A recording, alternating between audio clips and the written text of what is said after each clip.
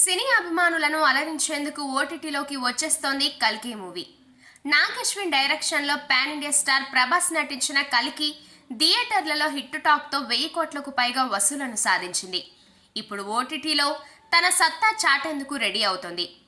August 15వ తేదీ నాటికి ఈ సినిమా 50 రోజులు పూర్తి చేసుకుంది.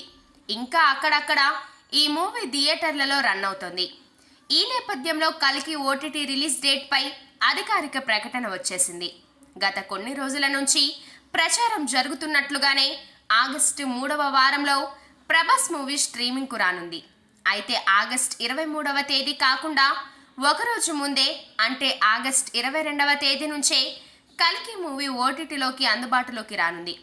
కల్కి సినిమా డిజిటల్ స్ట్రీమింగ్ హక్కులను ప్రముఖ OTT platform Amazon prime video సొంతం చేసుకుంది. అయితే హిందీ వెర్షన్ రైట్స్ మాత్రం నెట్ఫ్లిక్స్ దగ్గర ఉన్నాయి. ఈ నేపథ్యంలో ఆగస్టు 22వ తేదీ నుంచి కల్కి సినిమాను ఓటీటీలోకి తీసుకొస్తున్నట్లు అమెజాన్ ప్రైమ్తో పాటు నెట్ఫ్లిక్స్ అధికారికంగా ప్రకటించాయి.